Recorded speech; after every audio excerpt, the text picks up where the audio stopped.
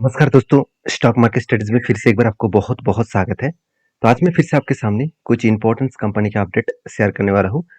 तो उनमें से फर्स्ट जो कंपनी है उसका नाम है वेदांता। देखिए वेदांता के ऊपर सबसे पहले मैं टेक्निकली चार्ट पैटर्न्स के ऊपर जाऊँगा।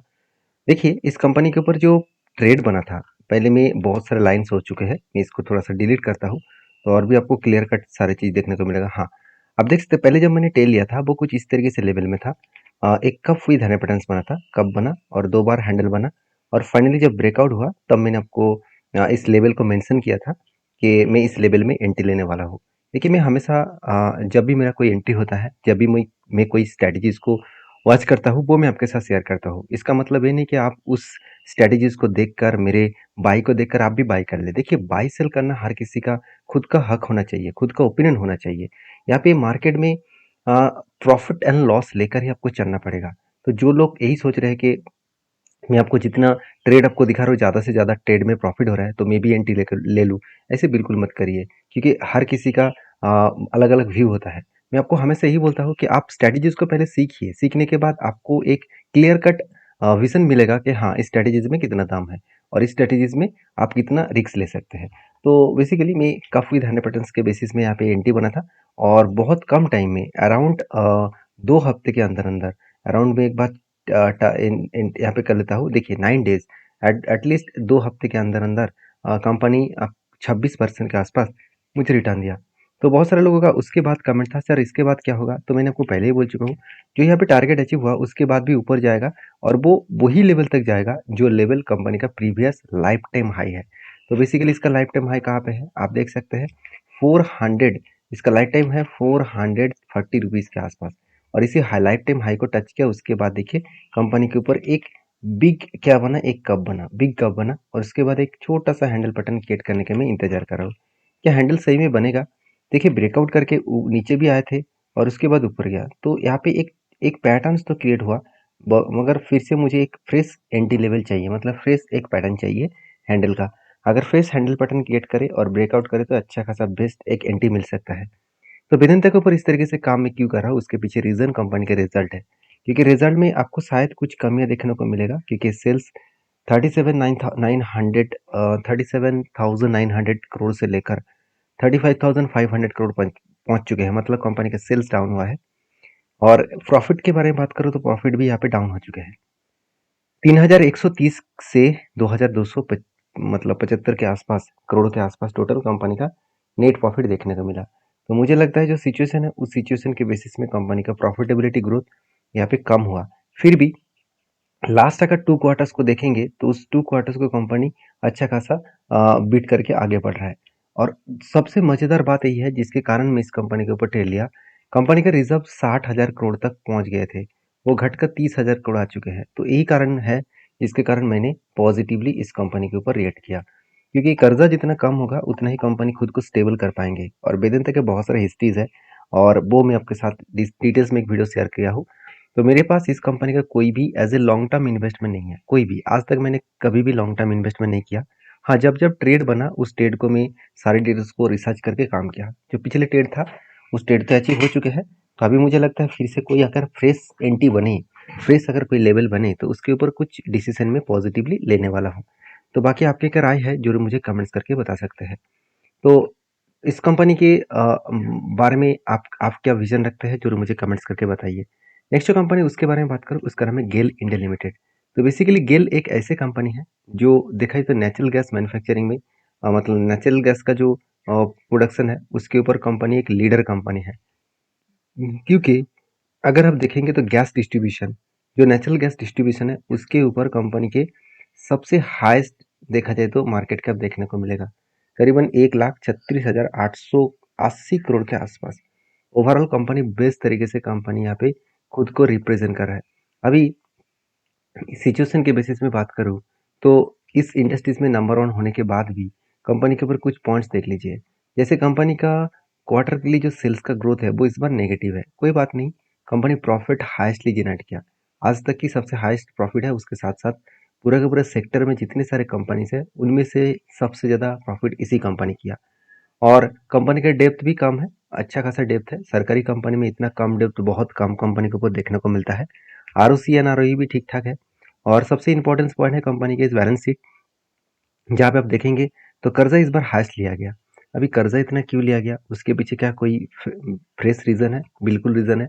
आप देख सकते हैं कंपनी खुद के बिजनेस के ऊपर पिछली बार 16,000 करोड़ का इन्वेस्टमेंट किया था, इस बार 23,000 करोड़ का इन्वेस्टमेंट किया। तो ज़्यादा इन्वेस्टमेंट इसीलिए किया जा रहा है क्योंकि ये कंपनी इसके ऊपर अच्छा खासा कुछ बिजनेस को वो प्रोसीड्यूर के कंटिन्यू कर रहा है। तो CWIP का मतलब होता है कैपिटल वर्किंग प्रोसेस, मतलब कैपिटल को वही जगह पे लगाया जा रहा है जहाँ पे ऑनगोइंग प्रोसेसिंग कुछ बिजनेस चल रहा है, मतलब ऑनगोइंग प्रोसेसिंग कुछ प्रोडक्शन चल रहा है। तो बेसिकली जो लोग सोच रहे हैं कि कंपनी क्या कर्जे को मिटा सकते हैं, पहली बात कंपनी के हाथ में 1700 करोड़ का कैश है। दूसरी बात कंपनी के जो फिक्स्ड एसेट है, रिजर्व है, दोनों को जोड़ा जाए तो कंपनी का कर्जा बहुत कम है। तो ओवरऑल कंपनी इजीली कर्जे को मिटा सकते हैं और इसीलिए इंस्टीट्यूशन भी इस कंपनी के ऊपर एक ट्रस्ट बिल्ड करता है। जैसे म्यूचुअल फंड ने होल्डिंग को बढ़ा दिया, 7% से 10% कर दिया, और एफ के पास 20% होल्डिंग था, वो घट के 14% हो चुका है। तो एफ ने कुछ क्वांटिटी को सेल ऑफ किया। और मज़ेदार बात आपको बता दूं, कंपनी के ऊपर जो म्यूचुअल फंड ने लास्ट 3 मंथ्स में, जैसे फरवरी, मार्च और अप्रैल, इस तीनों मंथ में अच्छा खासा बाइंग किया। तो अच्छा खासा बाइंग यहाँ पे देखने को मिला इस तीनों मंथ में। तो मेरे लिए ये एक पॉजिटिव पॉइंट है, मेरे लिए गुड पॉइंट्स है। इस पॉइंट के बेसिस में कंपनी आगे बढ़ रहा है। तो बेसिकली इस कंपनी के ऊपर जो टेक्निकली चार्ट पैटर्न है उसके बारे में चर्चा करूँ तो आप देख सकते हैं कंपनी के ऊपर जो ट्रेड बना था, फाइनली टारगेट अचीव हुआ बहुत दिनों के बाद। तो देखिए किस तरीके से एंट्री हुआ। यहाँ पे एक कप बना, बिग कप बना, उसके बाद एक हैंडल पैटर्न बना, और फाइनली देखिए धीरे धीरे करके कंपनी टारगेट का अचीव किया। कितने दिनों में टारगेट मिला? ऑलमोस्ट ऑलमोस्ट देखा जाए तो 180 दिन में, 190 दिन आप बोल सकते हैं। 190 दिन में कितना प्रॉफिट मिला? 67%। तो मेरे लिए ये बेस्ट रिटर्न है, बेस्ट रिटर्न। क्योंकि जो लोग सोच रहे हैं कि सर मुझे तो 100% का रिटर्न एक दिन में ही मिलता है, तो वो अलग बात है, वो ट्रेडिंग वाला बात है, और वो भी इंट्राडे ट्रेडिंग, मतलब वो डेली बेसिस आप काम करके कमाते हैं। तो देखिए आपका पोटेंशियल है, आपका स्ट्रेटजीज पता है आपको इंटरडे में किस तरीके से काम किया जाता है, तो आप जरूर काम करिए। मेरे वीडियो वही लोगों के लिए है जो लोग बिगिनर है, जो लोग मार्केट में कुछ नया सीखना चाहते हैं, जो लोग सीख कर काम करना चाहते हैं। मैं कोई किसी को कभी तक आज तक कभी टिप्स नहीं दिया, क्योंकि काम करना है तो आपके ओपिनियन के हिसाब से करिए, आपके सेबी रजिस्टर्ड एडवाइजर के साथ बातचीत करके करिए। मेरा काम है, जो मैं काम खुद करता हूँ वो मैं आपके साथ शेयर कर रहा हूँ एज ए एजुकेशन पर्पस में। तो नेक्स्ट जो कंपनी है उसके बारे में चर्चा करूँ, उसका नाम है बर्जर पेंट। तो बेसिकली बर्जर पेंट वही लेवल से कंपनी बाउंस बैक कर रहा है जो लेवल तक मैंने आपको मेंशन किया था। चलो मैं वो लेवल सबसे पहले आपको दिखा दूँ। देखिए जब यहाँ पे एक पैटर्न स्केट हुआ, जब यहाँ पे देख सकते हैं shoulder sorry cup with hand patterns बना और फाइनली ब्रेकआउट हुआ। एक लंबा जर्नी होने के बाद मुझे लग रहा था टारगेट अचीव करके ही दम लेंगे। टारगेट के नज़दीक से ही कंपनी के ऊपर फॉल हो गया और बिग फॉल हो गया। तो बहुत सारे लोग मुझे यहाँ पे कमेंट्स किया कि सर आप तो मतलब घाटे में चले गए, घाटे में मतलब लॉसेस में चले गए। हाँ, आपके बात सही भी है। मैंने यहाँ पे प्रॉफिट बुकिंग नहीं किया क्योंकि मुझे नहीं पता था कि यहाँ से कंपनी इतने बड़े बिग फॉल दिखाएगा। हाँ, एक स्ट्रांगली रेजिस्टेंस था क्योंकि प्रीवियस एक डेटा देखा था, एक स्ट्रांगली रेजिस्टेंस कम सप्लाई जोन था, तो इस लेवल से करेक्शन होने का चांसेस था। और मैंने आपको भी बताया कि अगर करेक्शन हुए तो वो कहाँ तक आ सकता है, इस लोअर लेवल तक आने का चांसेस है। तो फाइनली देखिए वही लेवल को रिटेस्ट करके कंपनी बाउंस बैक कर रहा है। हाँ, यहाँ पे जो करेक्शन हो रहा था, यहाँ पे जो करेक्शन हो रहा था इस लेवल को टच करने के बाद, तो मुझे लग रहा था थोड़ा सा करेक्शन होने के बाद वो बाउंस बैक कर सकते हैं। और हुआ कुछ उल्टा कि बर्जर पेंट के जो मार्केट में डिमांड है वो थोड़ा सा कम हुआ है, क्योंकि सिर्फ बर्जर पेंट नहीं, एशियन पेंट को भी देखेंगे जो इंडिया के और एशिया के सबसे बड़े पेंट इंडस्ट्रीज कंपनी है, उसका भी आज हालत खराब है।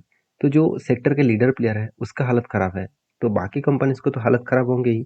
तो जब करेक्शन हो रहा था मैंने आपको ये बताया कि मेरे एंट्री लेवल से अगर डाउन लेवल तक अगर 20% करेक्शन हो तो मुझे एक एवरेज कर लेना चाहिए। क्या मैंने एवरेज किया? चलो मैं आपको दिखा देता हूँ। ऑलमोस्ट 21% का करेक्शन हुआ, जो लेवल मैंने मेंशन किया उस लेवल में एवरेज बना। तो बेसिकली एक अच्छा खासा सिचुएशन को मैं हैंडल करके काम करता हूँ। हाँ, मैं जानता हूँ इस कंपनी में थोड़ा सा टाइम लगेगा टारगेट मिलने में, और अगर टाइम भी मिले तो कोई बात नहीं। मेरे एवरेज लेवल कहाँ तक आ गया? ऑब्वियसली मेरे एवरेज लेवल जो निकल कर आ रहा है करीबन इस तरीके से 520 रुपीज़ के आसपास एवरेज लेवल निकल कर आ रहा है। तो बेसिकली अगर देखा जाए तो यहाँ से अगर इस लेवल से अगर मैं 504 लेवल से पीछे दूर पकड़ूँ और मैं टॉप लेवल तक देखूँ तो ऑलमोस्ट ऑलमोस्ट मुझे 30 to 40% के आसपास रिटर्न मिलने का चांसेस है। तो कोई बात नहीं, हमेशा जल्द से जल्द ही टारगेट मिलेगा, ऐसे 100% कोई गारंटी तो नहीं है। और प्रॉफिट ही होगा, ऐसे भी कोई गारंटी नहीं है। हमेशा मैं अच्छे कंपनी के ऊपर होल्ड करता हूँ, माल बेचता नहीं हूँ, क्योंकि कंपनी अगर बेस्ट है तो उसके ऊपर माल बेचकर मैं खुद को लॉसेस बढ़ाना नहीं चाहता हूँ, उसके ऊपर मैं कंटिन्यू करूँगा। तो बेसिकली कंपनी के ऊपर जो नेट प्रॉफिट है 186 करोड़ से 223 करोड़ बना, जो पिछले बार का जो नेट प्रॉफिट था उससे कम हुआ, जिसके चलते मार्केट में एक नेगेटिव सेंटीमेंट क्रिएट हुआ।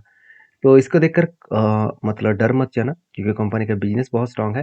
क्योंकि इसका कैपेक्स के बारे में बात करें तो कंपनी इस बार भी अच्छा खासा कैपेक्स का इन्वेस्टमेंट किया। अराउंड पिछले बार की तुलना से थोड़ा सा कैपेक्स कम हुआ, मगर कंपनी के जो मार्केट शेयर है उस हिसाब से देखा तो कंपनी का 20% मार्केट सेगमेंट, मतलब पेंट सेगमेंट में कंपनी का मार्केट शेयर है, तो एक अच्छी बात है। 20% मार्केट शेयर, इतनी सारे मार्केट में प्लेयर होने के बाद भी 20% मार्केट शेयर लेके रखना इतना आसान बात नहीं है। तो मैं तो बुलिश हूँ, आपकी क्या राय है जरूर कमेंट्स करना। नेक्स्ट जो कंपनी उसका नाम है रेमिडियम लाइफ केयर लिमिटेड। तो रेमिडियम लाइफ केयर लिमिटेड के ऊपर बेसिकली जो अपडेट है वो है स्प्लिट का। कंपनी देखा जाए तो स्प्लिट का अनाउंसमेंट फिर से, सॉरी माफी चाहता हूँ, स्प्लिट का अनाउंसमेंट हो चुके थे। फरवरी मंथ में कंपनी स्प्लिट दिया। अभी कंपनी फिर से एक बार बोनस देने जा रहा है, और इस बार बोनस 3:1 रेशियो का बोनस कंपनी अनाउंसमेंट करने वाला है। मतलब हर एक के बदले कंपनी आपको 3 शेयर बोनस देने जा रहा है। तो आई होप वीडियो में आपको जानकारी अच्छा मिला होगा। अगर मिला है तो चैनल को सब्सक्राइब करना और वीडियो को लाइक करना। मिलते हैं नेक्स्ट वीडियो में, तब तक के लिए धन्यवाद।